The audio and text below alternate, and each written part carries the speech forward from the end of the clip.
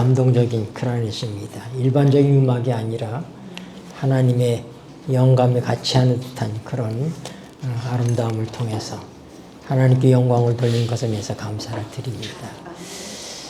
우리 이 세진군 아버지가 제가 남북교회라는 교회 심무할 때 우리 찬양대장이었어요. 그때 삼육대학교 음악과가 생기고 1회 졸업생인데 우리 삼육대학에 들어와서 신앙을 시작을 했는데 대학원을 명지대학 대학원을 들어가게 됐어요. 음대대학원을.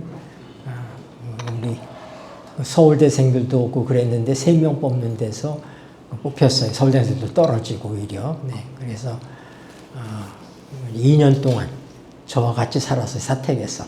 아버지가 그동안 꼭 우리 찬양대장을 해줘. 그때 당시에 우리 아까 사회 보신 우리 수석 장로님이 총각 집사였어요. 그때 당시에. 네. 그리고 우리 여기 앉아 계신 우리 조다순 집사님, 또 우리 최 집사님 어디 계세요?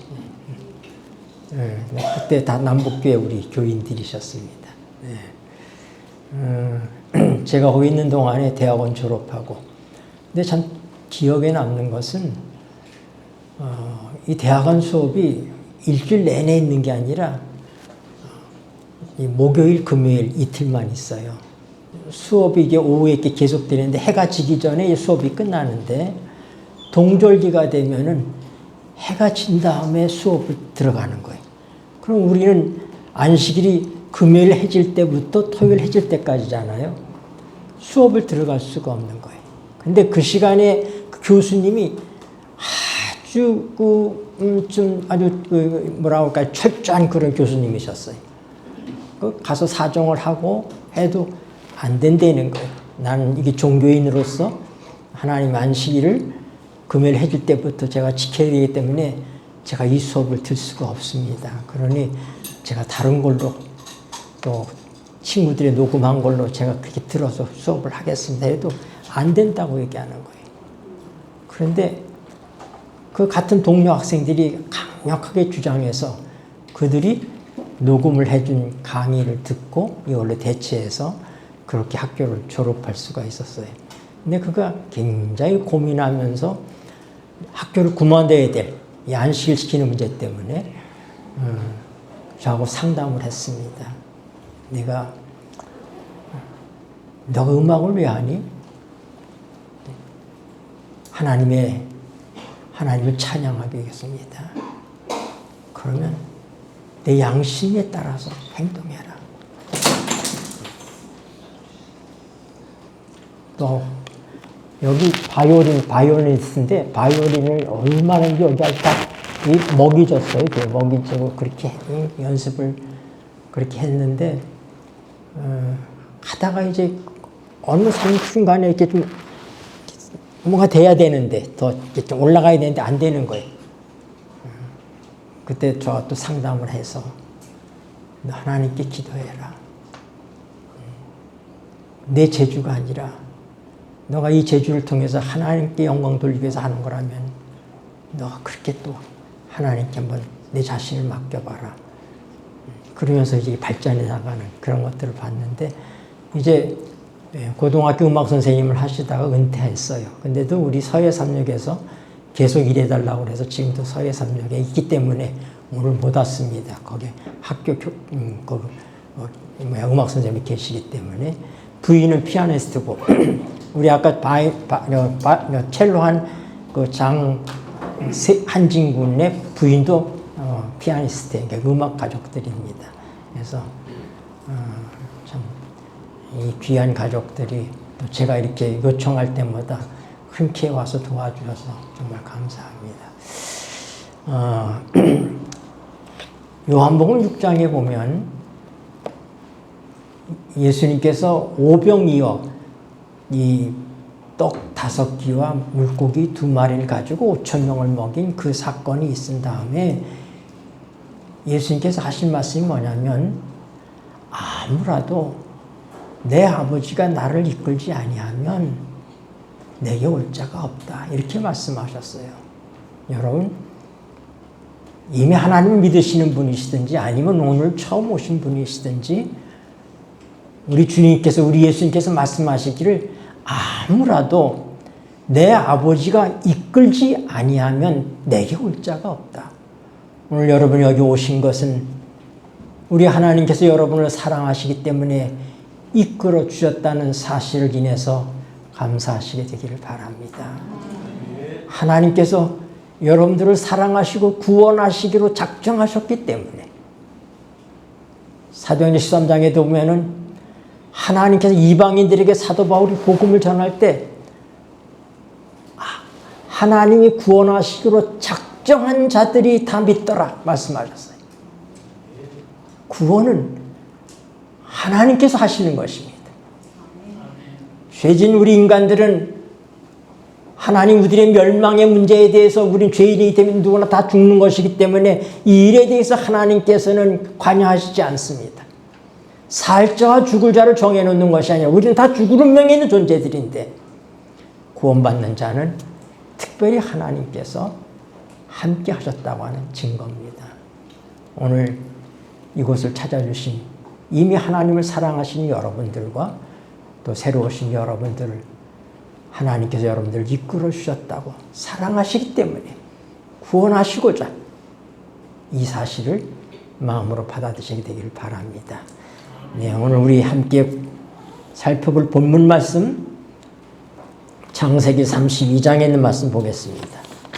창세기 32장입니다. 네, 여러분들의 이 주보에 나와 있습니다. 네.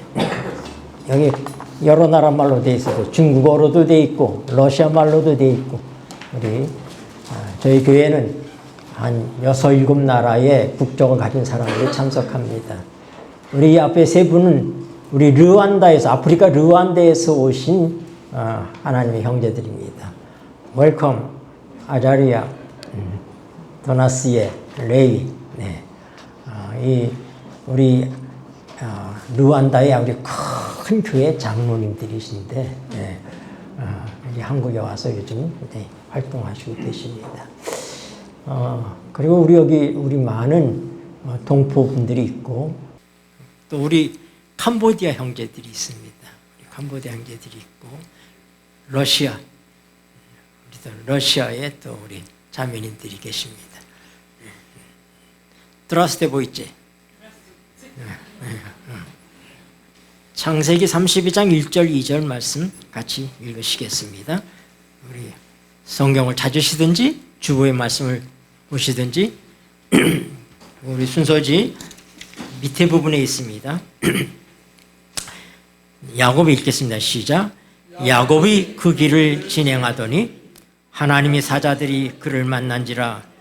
야곱이 그들을 볼 때 이르기를 이는 하나님의 군대라 하고 그 땅 이름을 마하나임이라 하였더라. 아멘. 우리 믿음의 도덕들을 얘기할 때 우리는 아브라함의 하나님, 이삭의 하나님, 야곱의 하나님 그렇게 부릅니다. 하나님께서 인간이 타락한 다음에 메시아를 약속하셨어요. 그래서 아담의 후손들을 통해서 메시아가 와야 되는데 사탄이 많은 사람들을 우상 숭배에 물들게 함으로 메시아가 올 수 있는 환경이 만들어지지 못한 것입니다. 그래서 어떻게 했어요? 노아 홍수를 통해서 하나님께 세상을 한번 멸망시키셨습니다. 그리고 노아의 세 아들 셈과 함과 야벳을 통해서 이제 오늘 우리가 여기 이 지구에 살고 있는 모든 종족들의 조상은 노아의 후손들인 셈과 함과 야벳의 족속들이라고 볼 수 있습니다. 그 중에서도 셈의 족속을 통해서 하나님께서 이끄셨는데 그 노아가 아담의 10세 손입니다. 10대 만에 세상이 그렇게 타락해버렸어요. 그런데 노아 홍수 후에 또 10대가 지나가고 그 10대가 누구냐면 아브라함이에요. 그래서 우리 최초의 문명 발상계인 메소포타미아 지역에 갈대아 우르라는 곳에 그게 살고 있었는데 이미 세상이 다 우상숭배로 물들어 버렸습니다. 그래서 하나님께서 아브라함을 불러내시는 거예요. 왜요? 아브라함을 통해서 약속의 자손인 메시아가 오실 수 있도록 하기 위해서 그를 갈대아 우르에서 부르셔서 가나안까지 이끄십니다. 그래서 그 가나안에서 아브라함이 늦게 난 아들이 이삭이고, 그 이삭이 리브가와 결혼하고, 이 아브라함이 갈대아 우르를 떠나서 올 때 갈대아 우르에서부터 하란까지 왔는데, 거기까지는 가족들이 다 같이 왔어요. 근데 하나님은 아브라함의 모든 가솔들을 부른 게 아니라 아브라함의 씨를 통해서 메시아가 오기 때문에 아브라함 하나만 부르신 거예요, 사실은. 그래서 하란에서 그의 아버지 데라가 세상을 떠난 다음에 드디어 아브라함이 하나님의 부르심으로 가나안까지 옵니다. 그래서 아브라함의 후손인 이삭을 통해서, 그리고 그 이삭의 후손 가운데 쌍둥이인 에서와 야곱이 태어납니다. 그런데 리브가가 뱃속에 있을 때서부터, 리브가가 그 상태하고 있을 때서부터 요동을 쳤어요. 두 형제가 싸우기 때문에 리브가가 하나님께 여쭤봤습니다. 왜 이러니까 했더니 네 뱃속에 두 민족이 싸우고 있다, 그렇게 얘기했어요. 그래서 말씀하시기를 큰 자가 작은 자를 섬기리라. 그래서 장자가 누가 될 거라고요? 작은 자가 될 것이라고 그랬어요. 장자가 에서고 차자가 야곱입니다. 그런데 이 야곱과 에서가 태어난 다음에 에서는 아주 씩씩하고 들 사람이었고 야곱은 아주 조용한 사람이었어요. 네. 아버지가 이삭이 에서를 많이 사랑했고 리브가는 또 이 조용한 야곱을 사랑했습니다. 야곱은 늘 자기가 둘째로 태어난 것에 대해서 늘 불만이었어요. 왜냐하면 장자의 계통을 통해서 누가 오셔요? 메시아가 오시는 거예요. 그리고 그 부조시대 때는 장자가 되면은 어떤 축복이냐면 아버지의 재산의 2배를 받습니다. 다른 형제들에 비해서 2배를 받아요. 그 다음에 가정의 제사장이 되는 거예요. 그리고 그의 후손을 통해서 메시아가 오십니다. 이 야곱은 아버지의 재산이나 이 다른 어떤 것보다도 그런 제사장직과 메시아의 조상이 되기를 원했습니다. 근데 하나님께서 약속을 하셨어요.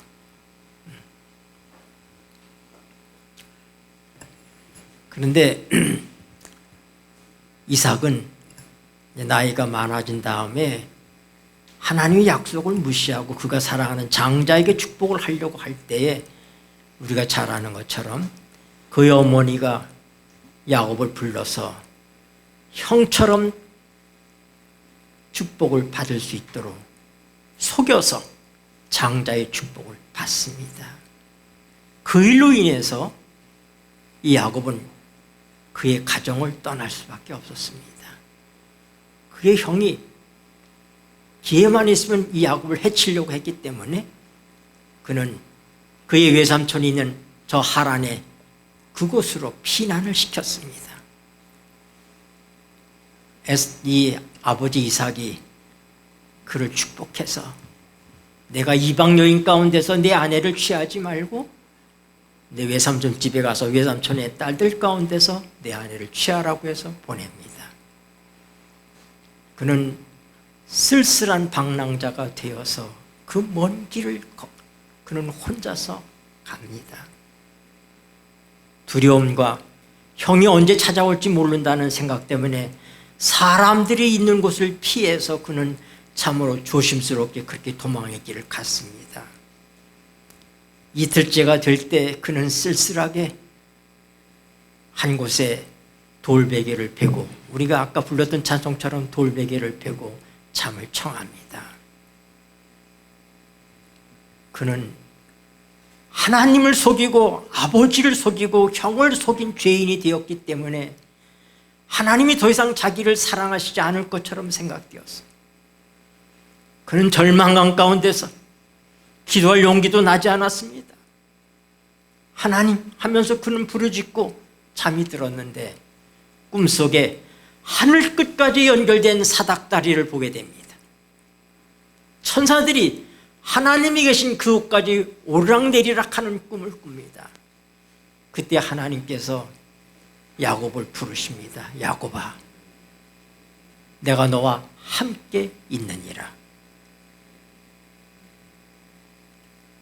God said to Jacob, I am with you at Bethel. 하나님께서 뭐라고요? 내가 너와 함께 있느니라. 야곱은 하나님이 자기를 버린 줄 알았어요. 왜? 제가 자기는 속인 사람이에요. 하나님도 속이고 아버지도 속이고 형도 속인 그런 사람이기 때문에 하나님이 자기를 버리신 줄 알았는데 하나님께서 뭐라면은 야곱아, 내가 너와 함께 있느니라. 그리고 얘기하기를 I will be with you. 내가 앞으로도 너와 계속 함께 있을 것이다. 야곱은 아침에 일어나서 그가 부르짖기를 과연 하나님이 여기 계셨는데 내가 알지 못했다 하고 그는 그곳에 이름을 뭐라고 하냐면 베델이라고 이름을 짓는 거예요. 그래서 이 히브리어의 베이트라고 하는 것은 이 베이트는 이 집을 얘기해요. 엘은 하나님입니다. 그러니까 하나님의 집. 예수님이 태어난 베들레헴은 베이트레헴이에요. 그 베이트 집이죠. 레헴은 빵이에요. 그러니까 뭐예요? 빵집. 베들레헴이라는 동네는 아마 빵을 많이 했던 그런 동네인 것 같아요. 그래서 그가 베델이라는 이름을 그 지명을 짓고 하나님께 거기서 단을 자기가 기름을 붓고 하나님께 서원하고 길을 나갑니다. 내 라반은 그 외삼촌은 한 달쯤 이 야곱을 데리고 있어 보니까 똑똑해요. 아주 빠르고 일도 잘하고 그를 붙들어 놓기를 결심합니다. 너 내 집에서 일을 하는데 싹쓸 정하자. 그가 얘기하기를 외삼촌의 작은 딸 라헬을 저에게 주십시오. 제가 라헬을 위해서 7년을 봉사하겠습니다. 그 당시에 그 풍습은 뭐냐면 결혼하기 위해서는 집창금이 있어야지 돼. 신부의 부모에게 이 집창금을 지불해야 되는데 집창금이 없을 때는 몸으로 떼우는 거예요. 그러면 그 7년 동안 일한 그 싹스를 부모가 갖고 있다가 딸이 시집갈 때 딸에게 주는 것입니다. 이것이 그 당시 풍습이에요. 왜냐하면 과연 내 딸을 잘 사랑하고 돌볼 수 있을 만한 능력이 있는지 이것을 살펴본 것입니다. 7년이 지났어요. 그런데 밤에 자고 일어나 보니까 라헬이 아닙니다. 누구예요? 큰딸 레아였어요. 내가 사랑하는 라헬이 아니라 왜 레아를 내게 주셨습니까? 우리 풍습은 이렇게 하는 거라고. 큰 아이를 먼저 주는 것이기 때문에 7일을 채워라. 그리고 내가 다시 라헬도 줄 테니까 7년을 더 봉사해라. 그래서 억울하게 그가 사랑한 사람은 라헬 하나였는데 어떻게 해요? 억지로 레아까지 아내로 얻어서 14년을 봉사합니다. 삼촌에게 속은 거예요. 야곱은 왜 이렇게 부인이 많았나? 여러분들이 이상하게 생각할 거예요. 그런데 이제 그 시집갈 때 레아에게는 실바라고 하는 여종을 주었고 라헬에게는 이 비라라고 하는 여종을 주었는데 하나님께서 이 레아가 사랑받지 못하는 것을 보고 태를 열어서 자식을 낳게 합니다. 그래서 루벤, 시몬, 레위, 유다까지 나요. 근데 누구는요? 라헬은 애를 못 낳는 거예요. 나에게 애를 낳게 하라고 할 때 하나님께서 낳게 해줘야지 어떻게 낳게 했느냐. 아니, 라헬이 어떻게 하냐면 그럼 내 대신에 내 여종을 통해서 아기를 낳아달라고 부탁합니다. 여러분, 야곱이 평생 사랑한 사람은 라헬이었습니다. 왜 그가 그의 여종 비라를 취하였을까? 라헬이 자식을 갖고 싶어 하니까, 라헬을 뜻을 들어주기 위해서 여종의 자식이라도 그의 자식으로 삼고자 하는 그 열정 때문에 원하지 않는 비라를 통해서 단과 납달리를 낳습니다. 그러다가 이 레아가 보니까 자기 그 비라를 통해서 이 여종을 통해 자식을 낳으니까 자기는 또 생산이 멈추니까 누구예요? 실바를 또 주는 거예요. 그래 공평해야 될 거 아니에요. 그가 원하지도 않는 부인을 넷을 얻게 되는 거예요. 야곱이 여자를 좋아해서 아내가 넷이 된 게 아닙니다. 라헬을 사랑하는 문제 때문에, 라헬을 위해서 비라를 얻었기 때문에 할 수 없이 실바도 공평하기 위해서 그렇게 해서 자녀가 태어났는데, 나중에 하나님께서 누구예요? 라헬에게 요셉을 낳게 해주시죠.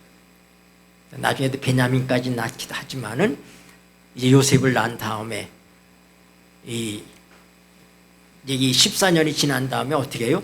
거기서 일할 수 있는 이제 싹스를 정하자고. 이제 다 공짜로 일하는 시간이 지났으니까 싹스를 정하자고 하는데, 얼마나 약사 빠른지 그 삼촌이, 양이라고 하는 것은, 목축업을 하는데 양이라는 것은 대부분 하얗잖아요. 근데 뭐라고 하냐면 하얀 양은 싹 빼놓고 어쩌다가 있는 점배기들, 그 점배기들, 그래서 점배기들이 있는 것을 싹 골라내고 하얀 것만 싹 주고는, 여기서 혹시 점배기가 태어나면 네 싹이다. 확률이 없잖아요. 하나님께서 복을 주셔서 그때부터 태어나는 건 점배기만 태어나는 거예요. 실한 양마다 장배기가 다. 하나님이 약속대로 내가 너와 함께 할 것이다, I will be with you 한 것처럼 하나님께서 그에게 많은 축복을 주십니다. 라반이 와보니까 이게 무슨 일인가, 이게 어떻게 된 일인가. 야야야, 다시 하자. 이 점배기 말고 아롱다롱한 것으로 하자. 그러면 이번에 태어난 것도 다 아롱다롱한 것이 태어나는 거예요. 이래서 뭐예요? 6년 동안에 거부가 됐습니다. 하나님께서 복을 주셔서. 그러니까 라반의 안색이 변하고 라반의 자식들이 안색이 변하는 거예요. 그래서 자기 외삼촌이 멀리 떠났을 때 하나님께서 내 고향으로 돌아가라고 얘기하십니다. 그런 고향에 가고 싶었지만 형이 무서워서 못 갔어요. 하나님이 가라고 그러니까 그의 아내들을 부릅니다. 그리고 뭐라고 하냐면은, 내 아버지 아브라함의 하나님, 이삭의 하나님이 나와 함께 하였다. He God has been with me. 쭉 함께 왔다는 거예요. 쭉 함께 왔다. 그래서 우리가 이렇게 됐는데, 하나님이 날 고향으로 돌아가게 하니까 돌아가자. 그 딸들이 뭐라고 그러냐면, 그러자. 우리 아버지가 우리 두 딸을 당신한테 팔아먹고 그 지참금을 다 챙겨버렸다. 성경에 그렇게 얘기해요. 그러니까 라반이 그 지참금을 누굴 줘야 돼? 딸들에게 줘야 될 게 7년간 일한 걸 줘야 될 거 아니에요. 그게 아니라 안 줘버린 거예요. 이렇게 약사빠른 사람이에요. 그래서 그 도망을 칩니다. 11아들과 종들과 약대들과 양떼들과 다 몰고 도망을 치는데 7일쯤 가니까 누가 쫓아왔어요? 라반이 3일 만에 알았어요. 그래서 그가 자기의 장종들을 데리고 아들들을 데리고 급히 쫓아옵니다. 7일을 쫓아와서 만났습니다. 그래서 뭐라고 얘기하면은, 내가 왜 이렇게 갑자기 도망가느냐. 내가 너를 해할 만한 힘이 있지만은 어젯밤에 내 아브라함의 하나님, 내 아버지의 하나님이 너에 대해서 선악간 말하지 말라고 그래서 내가 너를 해하지 않는다고 얘기합니다. 그때 야곱이 힘을 얻어서 자기 삼촌을 나무랍니다. 하나님, 삼촌, 내가 14년 동안 일을 했습니다. 그리고 싹을 정해서 6년 동안 일하는데도 삼촌이 싹을 10번이나 번역했습니다. 그러나 내 아버지 하나님, 내 조부의 하나님이 나에게 함께 해줬습니다. 그래서 그것을 이제 더 이상 침범하지 않기로 하고 그곳에서 돌무더기를 쌓고 조약을 체결합니다. 그걸 여갈 사두다. 라반은 그렇게 말했습니다. 그리고 이 야곱은 갈렛 그렇게 얘기했어요. 그 땅 이름이 그렇게 된 것입니다. 갈렛, 여갈사다 같은 뜻이에요. 돌무더기, 증거의 무더기. 그때 이후로 더 이상 가나안의 이 야곱의 식구들과 라반의 아들 하란의 메소포타미아에 있는 식구들의 교류가 끝났습니다. 영원히 끝났습니다. 더 이상 이제 걸려 가는 일도 없고 일로 오는 일도 없었어요. 네. 이런 과정을 거치고 이 하란에서 삼촌의 집에서는 천덕꾸러기처럼 살았던 그가 드디어 이제 창세기 32장에 하나님의 약속에 있던 가나안으로 들어서게 되는데 거기서 만난 게 뭐냐면은 하나님의 군대입니다. 태양빛보다도 찬란한 하나님의 두 진영의 군대가 마하나임은 마하네는 군대라는 뜻이에요. 마하나임 하면은 two camps, 두 군대라는 뜻입니다. 이 야곱의 뒤를 보호하는 천사와 앞을 보호하는 천사, 그의 전우를 보호하는 그 천사의 군대를 본 것입니다. 그리고 그곳에 얘기하기는 뭐냐면 마하나임이라고 이름을 진 거예요. 하나님의 두 군대다. 야곱은 죄인입니다. 그렇지만은 하나님께서 그를 용서하시고 함께 하시겠다고 약속하셨어요. 그래서 그가 이제 무서워서 멈춰서 기다리던 고향을 향해서 갑니다. 근데 드디어 하나님의 약속에 들어오자마자 하나님께서 뭐예요? 하나님의 군대를 그 눈에 보이게 해서 야곱아, 눈에 보이지 않았지만 내가 너를 이렇게 보호하고 있었다. 너는 이제 방랑자가 아니라 이 땅의 주인이다. 너는 하늘의 왕자다. 하나님 인정하는 사람이다. 히브리서 1장 14절에 보면은 천사는 어떤 존재들이냐? 천사는 하나님의 백성 구원 얻을 자들을 위해서 섬기라고 보내심을 받은 자들이라고 얘기합니다. 여러분, 천사가 하는 일은 하나님을 섬기고 하나님의 백성을 섬기는 일이 천사가 하는 일입니다. 우리가 잠시 동안만 천사보다 못하게 창조되었다고 그랬습니다. 우리 예수님이 인간으로 오셨습니다. 하나님이신 그분이 하나님의 아들이 인간으로 오셨습니다. 예수님이 이 땅에 계실 때 천사보다 조금 못한 상태로 사셨습니다. 우리와 똑같은 인간으로 되셨어요. 그러나 예수님이 사람이 되신 것처럼 하나님께서 우리를 하나님의 아들로 받아주십니다. 예수 그리스도의 십자가와 부활을 통해서 예수님 우리와 한 형제가 되었어요. 히브리서 2장 11절에 보면은 형제라 부르심을 부끄러워하지 아니하시고, 우리 주님께서는 형제라 부르심을 부끄러워하지 아니하셨다고 말씀하셨어요. 그래서 우리는 영원히 하나님의 형제, 하나님의 아들이 된 것입니다. 이제 이 야곱이 이 갈르액과 야복강 사이에서 하나님의 군대를 만났어요. 그런 다음에 형이 걱정해요. 형이 지금 400명의 군대를 데리고 자기를 잡으러 온다는 거예요. 그래서 그는 생각합니다. 장자의 축복이 뭐냐? 에서는 세속적인 사람이에요. 하나님의 축복을 갈망한 존재가 아닙니다. 그러니까 뭐예요? 아버지의 재산, 아버지의 재산을 상속받으러 오는 것이 이게 걱정되니까 그가 사람을 보냅니다. 가서 뭐라고 얘기해요? 큰 자가 작은 자의 종이 된다고 얘기했으니까 그는 오히려 가서 뭐라고 해요? 당신의 종인 이 동생 이 야곱이 지금 오고 있는데 그가 부자가 됐습니다. 많은 이 재산을 물고 가고 있습니다.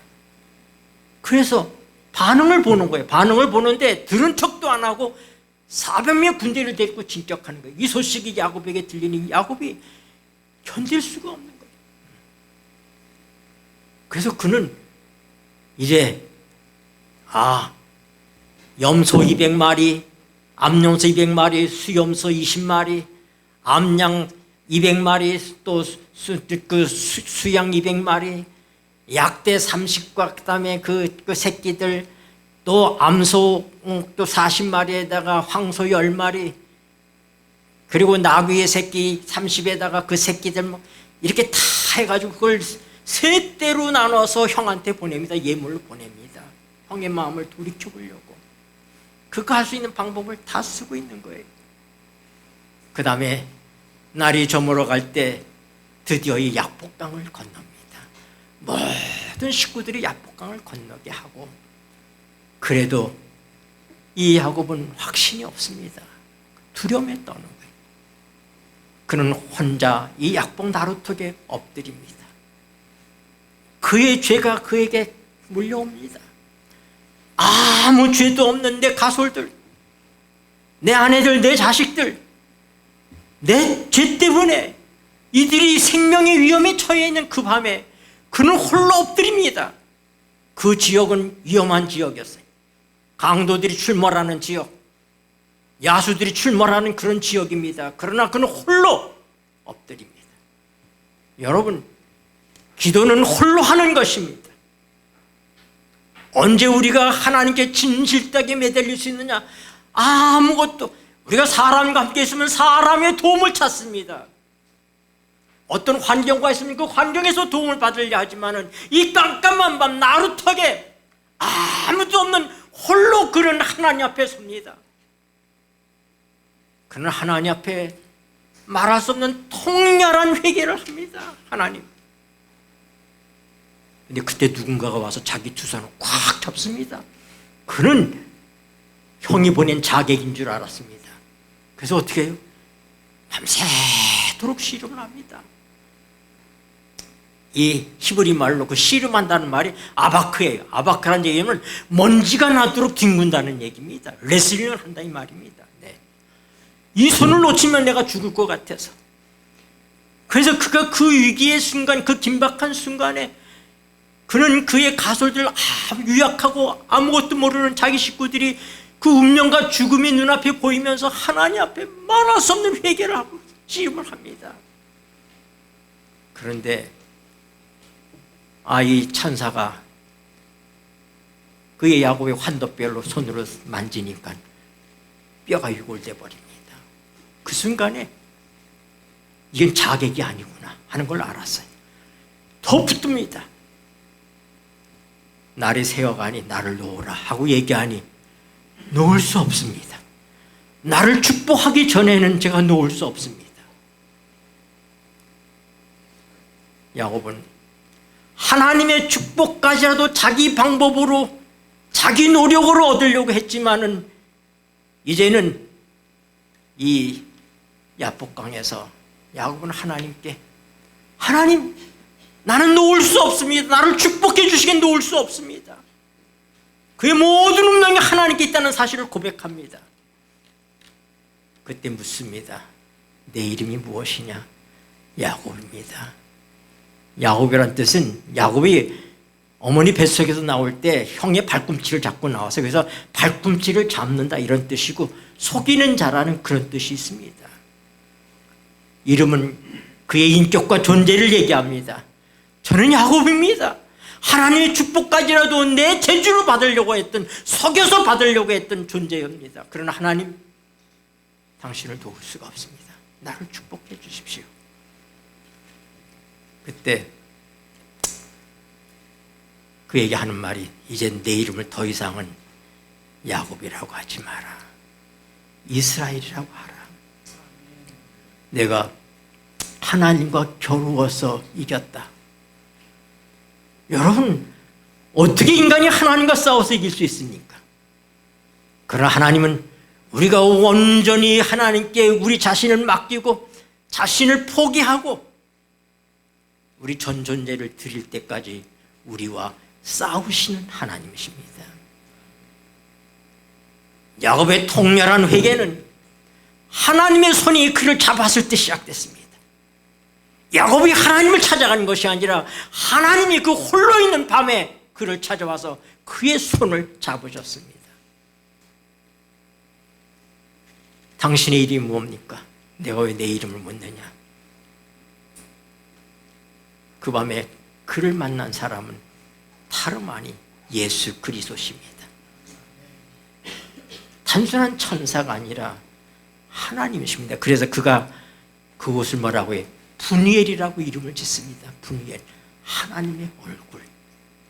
이스라엘이라는 뜻은 사람이 하나님과 겨루어서 이겼다. 성경이 그렇게 얘기합니다. 그러나 원문으로 이스라엘 뜻을 직접 보면 뭐냐면은 이것은 살아라고 하는 것은 싸운다는 뜻입니다. 사라르, 엘은 하나님이잖아요. 그래서 하나님이 싸우신다. 사라르는 하나님이 다스리신다, 그런 뜻이에요. 그러니까 이스라엘은 하나님이 다스리신다는 뜻입니다. 하나님의 능력으로 보호함을 받는다는 뜻입니다. 하나님이 대신 싸우신다는 뜻입니다. 여러분, 야곱은 베델에서 하나님의 언약을 경험했습니다. 그건 약속이었어요. 그런데 마하나임에서 하나님의 약속의 체험을 눈으로 봅니다. 하나님의 군대를 봅니다. 그리고 그는 그 밤에 하나님과 씨름합니다. 우리는 이제 지성소에 계신 우리 예수님께서 이 마지막 때에 의로운 자는 그대로 의롭고 불의한 자는 그대로 불의할지어다 하고 문을 닫고 나오시면은 이제 더 이상의 이제 회개하는 일도 또 구원받을 일도 없이 모든 게 끝나게 됩니다. 그때 사방을 붙들고 있는 천사가 이 바람을 놓아버리면 마지막 큰 재앙인 7재앙이 내립니다. 그때 하나님의 성령이 떠나십니다. 왜요? 성령이 하실 일이 이제 끝났어요. 왜냐하면 구원받을 자가 확정됐습니다. 모든 게 끝났어요. 그리고 이제 뭐예요? 하나님의 자비가 섞이지 않은 마지막 진노, 하나님을 끝까지 거절하고 반대했던 그 엄청난 세력들에 대한 재앙이 7재앙이 내리게 됩니다. 그런데 가나안 백성에게는 안 내린다고 그랬어요. 그것이 왜냐하면 10장이 애굽에서 나올 때 10장이 내릴 때 고센 땅에 있는 하나님 백성에게는 안 내린 것처럼 7재앙 때에는 구원받은 하나님 백성에게는 그 재앙이 내리지 않는다고 그랬습니다. 그런데 그때 하나님을 대적하는 세력들이 하나님 백성들을 위협합니다. 에서가 야곱을 죽이기 위해서 찾아오는 것처럼 이 막강한 세속의 세력들이 하나님 백성을 위협할 때 그때 우리가 겪게 되는 환난을 야곱의 환난이라고 얘기합니다.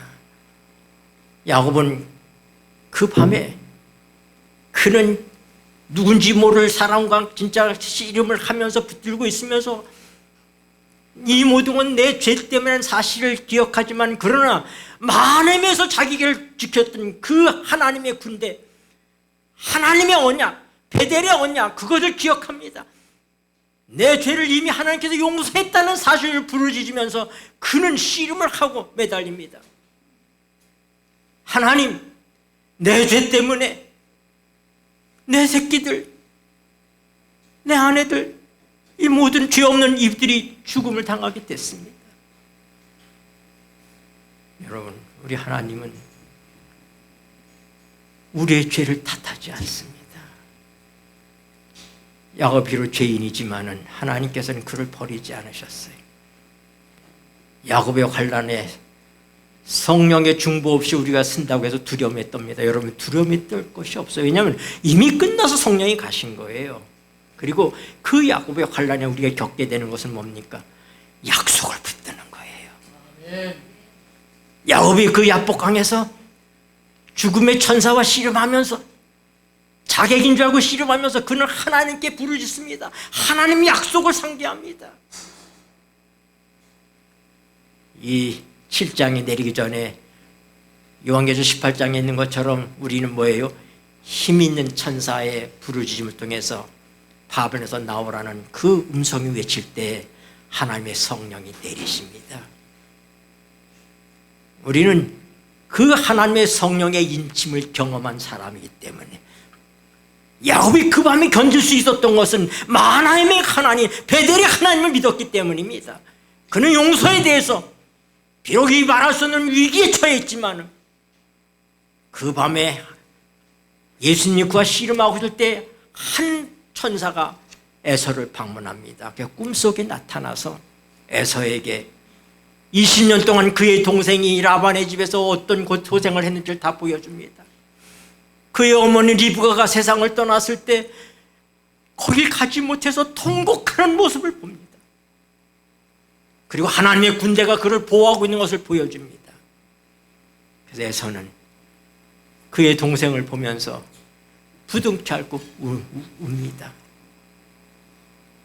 자기 그 모든 그 군대들에게 얘기합니다. 내 동생 야곱을 해하지 말라. 지난밤에 하나님이 나에게 나타나셨다. 하나님의 군대가 그를 보호하고 있다. 야곱의 환난 때에 악한 무리들이 우리를 공격할 때 하나님께서 그걸 다 막아주실 것입니다. 그들의 무기들이 종이짝처럼 변할 것이라고 얘기했습니다. 여러분, 야곱의 그 야복강의 그 깜깜한 밤의 투쟁은 마지막 백성들이 겪을 야곱의 환난을 표상하고 있습니다. 그러나 두려워하지 않게 되길 바랍니다. 아멘. 우리는 언약을 가지고 있는 백성입니다. 마하나임을 군대를 보호하듯이 성령의 강력한 임재를, 성령의 인침을 우리는 늦음이 성령을 통해서 경험하게 될 것입니다. 그러므로 그날 우리의 그 위험 속에서 악한 무리들이 우리를 위협할 때 그때 아무도 죽임을 당하지 않을 거라고 그랬어요. 그 위험한 때에 우리는 뭐예요? 통렬한 회개가 있을 거예요.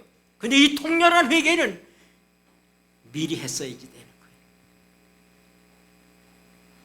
오늘 사랑하는 여러분, 저는 이 시간에 우리 모두가 다 야곱과 같은 심정으로 하나님 앞에 통렬한 회개를 하게 되기를 바랍니다.